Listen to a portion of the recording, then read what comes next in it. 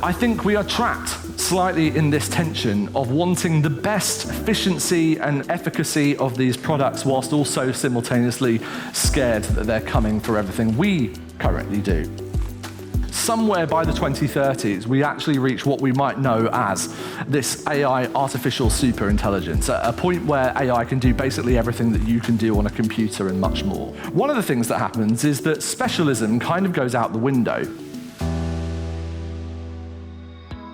Welcome to the Global Missional AI podcast, where faith meets technology and where we explore how innovation can serve the kingdom of God. My name is Joshua Seal, and I serve as the Director of Global Missional AI.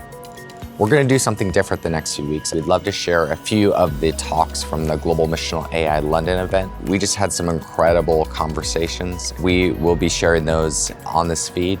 We do want to say thank you to our partner, Glue, who helps enable this podcast and the summit happen.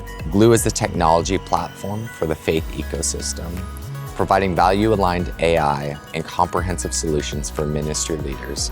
Visit gloo.com to find out more. We hope you enjoy these next few weeks and these episodes, and we'll see you a little bit later in the summer. James Poulter is the head of head of innovation and AI for House 337. He's also worked for Lego. He's started and sold business, and he's just an incredible entrepreneur, an incredible thinker. But he's also, I have to say, one of the most inspiring people I've seen working in both the secular and the faith world when it comes to this space of AI. And I just think he's just such a gift to the church and a gift to us. So, well, please welcome JP to the stage. I've had a lot of jobs over the years.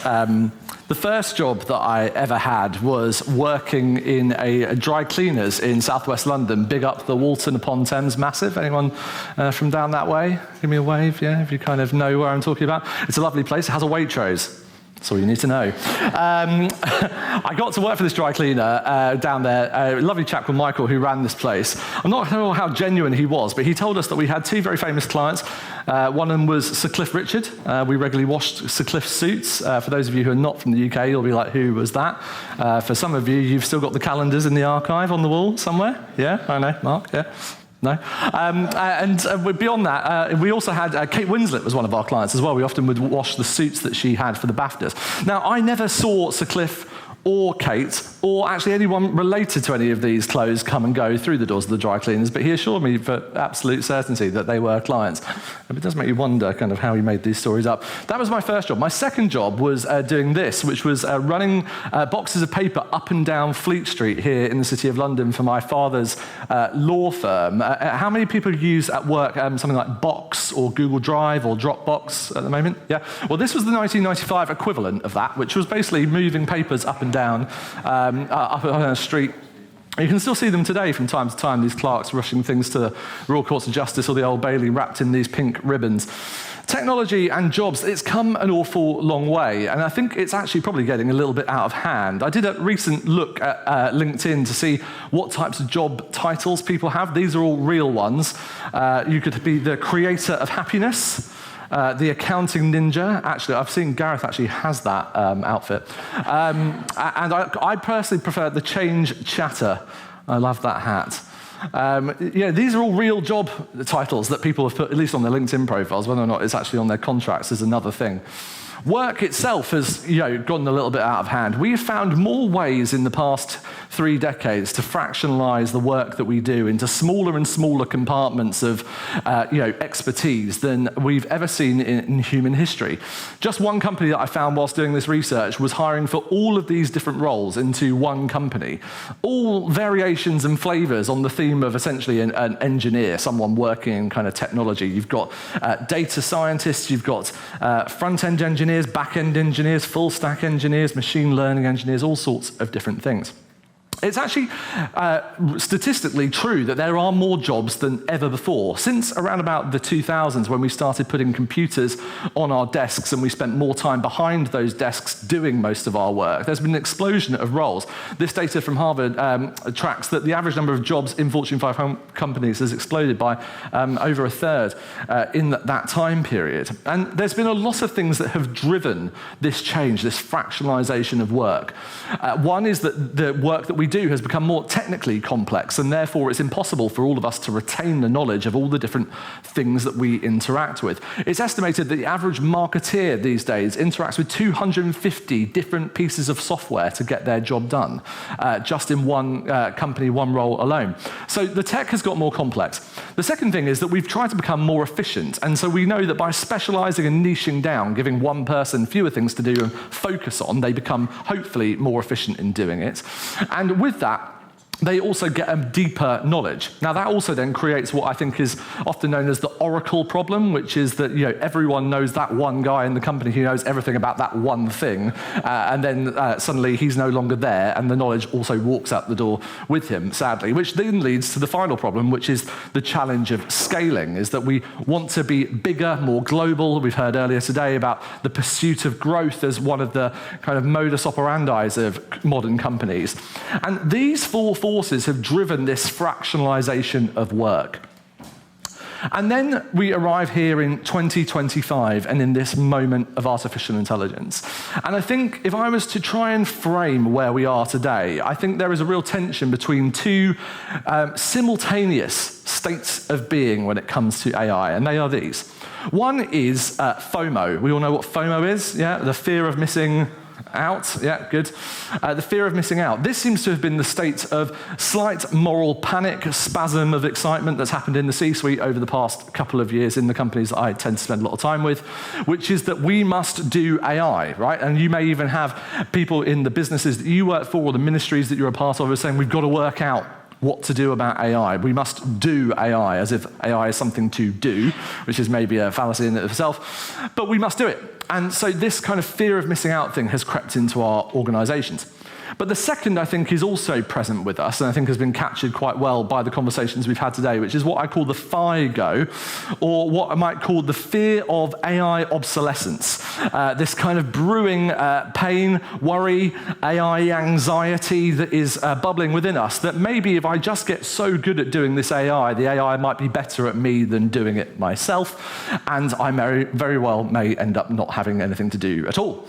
And I think we are trapped slightly in this tension of wanting the best of the efficiency and of the efficacy of these products, whilst also simultaneously scared that they're coming for everything we currently do. And as much as we love it in the church in particular to be kind of kind and thinking that kind of perpetually find things for people to do, we also are stewards of other people's money, often, particularly of those of you that are in ministries that have to do a lot of fundraising. And don't we have a stewardship ethic of also wanting to be efficient with what we do, because we want to be good managers of what God's resources are. And maybe in some cases that might mean a few less people doing it, and that's quite scary for us. So we're stuck in this tension. It's, of course, become really present to us as a direct result of the explosion of ChatGPT and AI, as we've heard, so many different tools. And I think what we need to understand is just how fast this change has happened to us, because it will explain to us why we're finding it difficult, perhaps, to reconcile. ChatGPT, a product with, kind of pretty much the worst brand name in all of marketing history, with zero marketing budget at the time of launch, just so you know, they were going to call it Chat 2 GPT 3.5, like that was better. So be blessed that ChatGPT was where they landed. It reached 100 million users in 2 months. We're now at over 500 million users. It's estimated probably nearer to 800 million, depending on whose stats you believe. We'll cross the billion mark by the end of the year. At a point when a seventh of the planet is already using one product in 2.5 years, that's faster adoption of technology than we've ever seen in all of human history. Go back through the social media era, the internet, the mobile phone, the desktop computer, the clock, and the horse. Like literally, we've never adopted anything so quickly. And we now find ourselves in this moment where not only is that pace of change carrying on at this speed, it's accelerating. And no wonder if you feel a slight technological whiplash every time you wake up in the morning to prompt ChatGPT for your breakfast cereal, you'll understand why. So where are we going? Well, if you listen to the oracles of our time, namely the Silicon Valley Five behind the big companies, the likes of Sam Altman behind OpenAI that creates ChatGPT, we should believe that in very short order, this technology will supersede where it is now to a state where it allows us to do things that previously, as Sam says here, used to take a month that we'll do in an hour. Just think for a moment about something you've been working on for a month. And imagine by the time that we all reach the pub, that's been done. What would you do next? The next thing on the list, of course, right? You move on to the next thing, that's great. Well, what if that then gets done in the next hour? For most of us, we haven't planned forwards over more than about a month. We'd run out in about 3 days of things to do. And of course, then this unlocks potential of we begin to not just do things faster, but maybe we do things better, or maybe we just begin to do the things that we never thought possible before. I mean, you've all got a list, right? The list of things that has been on that Eisenhower matrix of being important but not urgent. Do you do that in your little notebook sometimes? Draw that little diagram and kind of plot the things in the corners. That not urgent but important stuff, maybe that's the thing that begins to fill this gap. And then the question is, well, what if AI does that as well? OpenAI define our pursuit towards this artificial general intelligence, this point at which computers can basically do everything that humans can do, in 5 phases. And we believe we are currently living through the agentic phase, right? It used to be that in the assistant phase, we would have a conversation with an assistant, whether that's ChatGPT, Gemini, Alexa, Claude, Perplexity, Grok, or name your poison, and it would have a conversation with us, and then we would do the work, right? That was the dynamic. Now, we are in the point where we have a conversation with the thing, and it does the work, and very soon, we don't even need to have the conversation with the thing, because it moves into the point where these agents will be able to collaborate with one another to get the work done with almost no input from us, or certainly less input than us, and at the point where we may reach organizations that can just run themselves. It's been predicted by Peter Thiel and others that we are probably in the next 5 years going to see the first billion-dollar company that has a single employee. Now, I don't know that's particularly good for the world. It's great for whoever that guy is. But this seems to be the direction of travel. So how realistic is this? Well, I mean, of course, people like Sam Altman have a very heavily vested interest in us believing that that is the case. They've got about $10 billion worth of investment from Microsoft riding on it, and a stock price that is rising through the roof. But did you know that Sam Altman is also the CEO of another company? It's called World. Anyone heard of this company? You might have seen them over the past couple of weeks during the recent sporting fixtures. They had a kiosk down next to the TfL building in Victoria. The World company is the author of the World Coin. It's an altcoin, a cryptocurrency that is going to be issued to the owners of World Coin to issue universal basic income. Because when you have no other work to do, someone still has to pay you. And the World Coin has also got a product called the Orb. They've just released a new version of it. It's much smaller, and they can put it into more and more places, that will scan your retina and create a digital twin of your identity and issue you a non-government issued passport to issue you that cryptocurrency.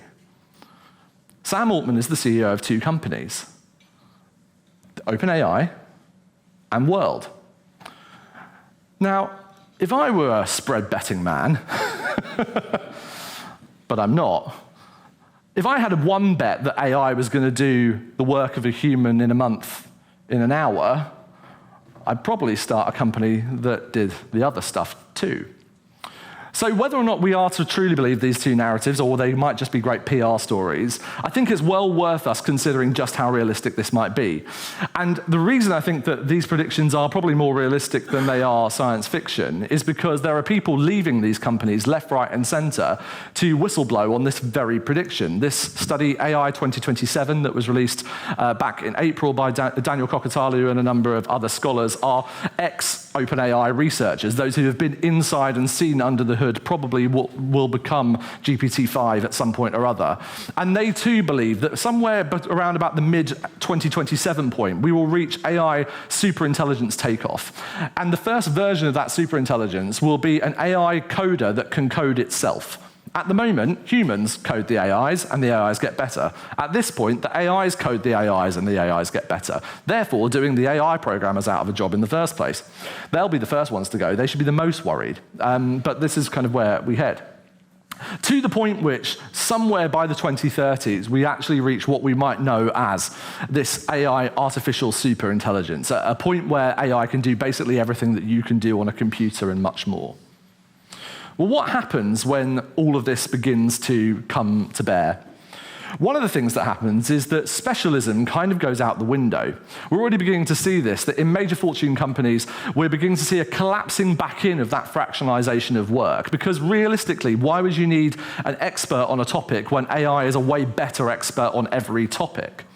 And what we actually, I think, are going to need are people that are much more, we used to talk about like T-shaped people, you've heard that phrase, like hiring, people who've got a kind of nice depth of specialism, and they kind of like, are able to go much broader. I think we're going to do away from that. I think it's probably going to be a kind of hyphenated person, someone who can skip across a number of different skill sets and work laterally. Or perhaps if you were to turn it on its head, that they would, rather than do the front end and the back end, that they might, as I call them, do the full stack of work once again, rather than being an expert in just one fractional part of this. So we might find that there is actually more work for us as individuals to do. It's just the work we're doing is more broad and generalized than ever before. And then what we also might find is that the work that we choose to do as humans in concert with AI actually is of a higher order and of a better quality. Again, another study from Harvard here. Particularly, I would call out one of the authors of this, Ethan Mollick, who from Wharton, fantastic scholar. You should definitely read his book. It's well worth a read, Co-Intelligence. From this study, they found that individuals who had access to AI were able to perform as well as a team of 3 or 4 people who didn't have AI. So one person doing the same quality work as a team of 3 or 4 people, and then the teams that were given AI were able to perform at the top 10 percentile level of quality across all of the people that they studied. Meaning that, essentially, you're not just going to do more of the work more generally, but the quality of that work can be better. Okay, so this is good. And we're beginning to see this already in the first kind of wave of this agentic work. You'll know, if any of you have kind of done a little bit of image editing over the years, this is what Photoshop looked like just about 10 years ago. Kind of lots of buttons and widgets and dials. And fast forward to now, and essentially Canva will just do any of this stuff for you at one click. You just put things into an image. But of course, this isn't just doing the work that could have been done before faster. It's also doing it better. It's unlocking things that I could just never have done before, to the point which I can create all sorts of images that I just couldn't have done. I mean, many of you, I think, have created a animatronic version of yourself as an action figure in a little plastic box at some point on ChatGPT. If you haven't, it's great fun. But I certainly cannot animate as well as Pixar, Matt Groening, Aardman, or even do an infographic. And yet with this tooling, well, I can. So I can do things faster than I could before, and I can do things better than I could before, and I can also do things that I could never do before at all. This seems to be the future of what it means to work with AI. This has been, particularly when it comes to coding, which is one of the main domains where we've seen these agents be really capable in recent years, particularly since the invent of Claude 3.7 and a number of these desktop applications that many of us might have played around with. This new kind of way of working, with Andre, who's one of the founders of Anthropic, calls this vibe coding. You've heard this phrase before. Some of you have come across this. I think this broadens out more to vibe working in general, but the way he describes it in about the most most Gen Z way of describing anything, is that a new way of kind of vibe coding, which is where you fully give in to the vibes and embrace the exponentials. It sounds lovely. So vibe coding maybe is the first frontier of this, but I think this vibe working goes further, because we are going from having to know real nuts and bolts, the details of the code, and we're going into a new zone. I've been able to build some apps myself since the start of the year. I'm not a developer. My only experience with coding was this, Yahoo GeoCities in the early 90s. Anyone build a GeoCities website in this room, just so I'm not alone? Thank you very much. That's good to know, brothers, that you're with me. It mostly seems to be the brothers, ladies, you had better things to do. So in these early phases, this is what you had to know enough kind of CSS and HTML to be dangerous. These days, these tools like Cursor, paired with some of these coding models, are allowing us to do things that we just could never do before. And so what I think that does is it unlocks a new type of focus for us as humans. In reality, a lot of the work that goes into what we do every day, and certainly in the ministry space, isn't ministry at all, it's administry.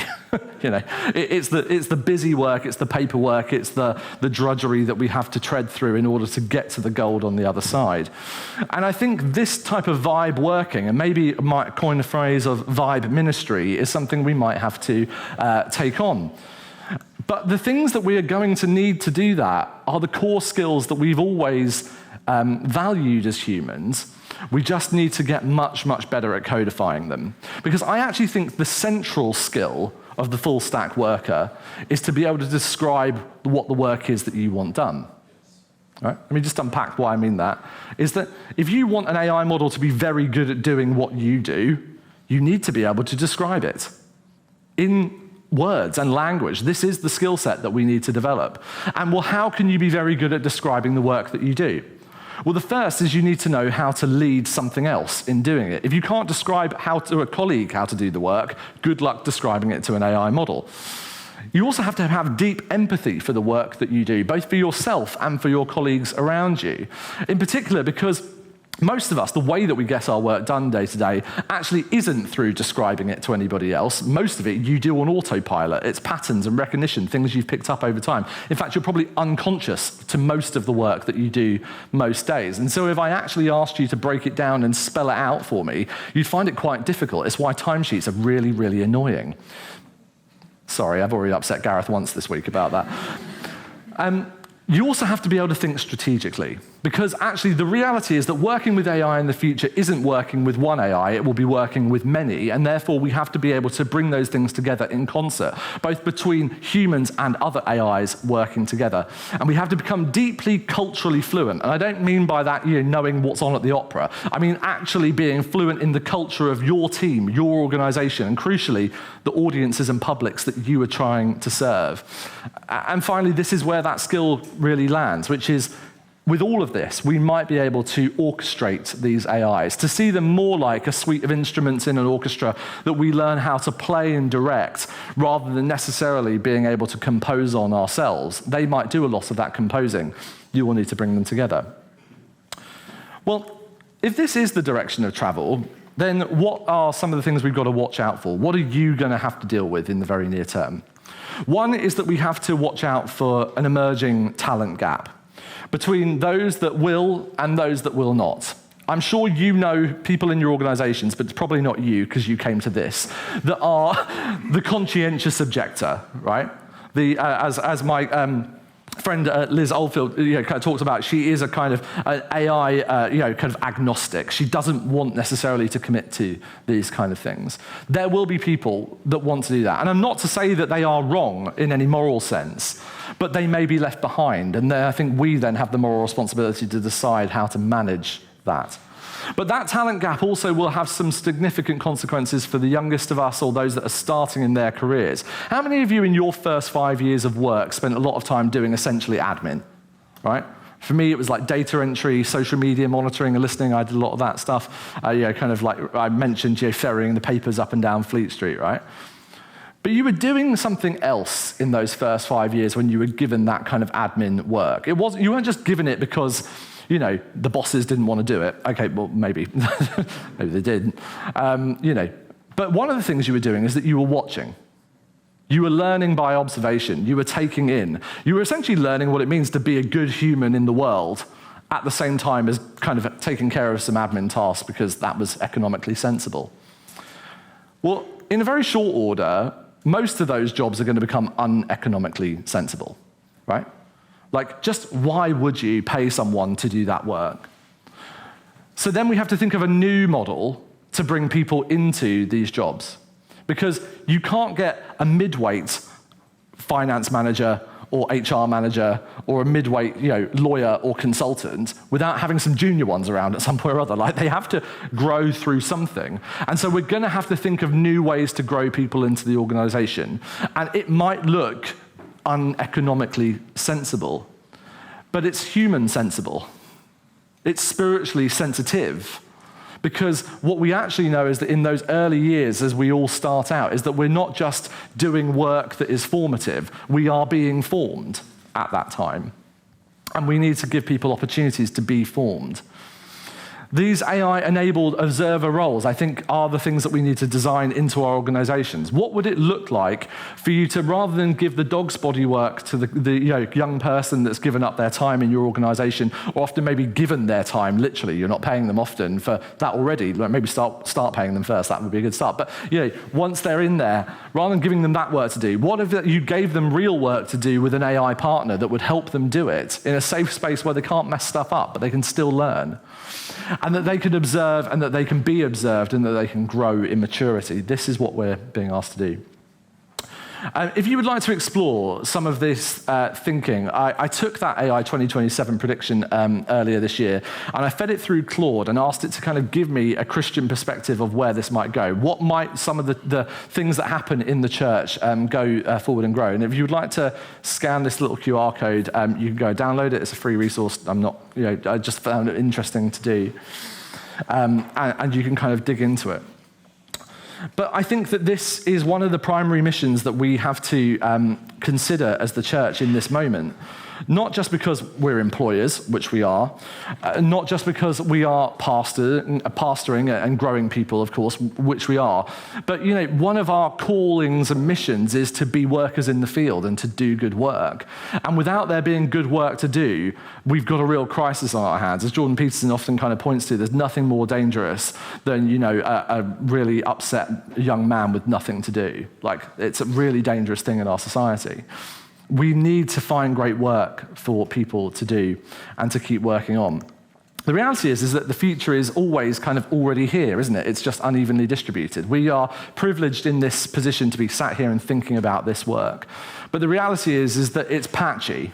Ethan Mollick, who I mentioned before, in their study, they talk about the jagged frontier of AI, that it's kind of moving forward all the time, but in a rather kind of fractional, mountainous kind of way. There are peaks and troughs, there are valleys.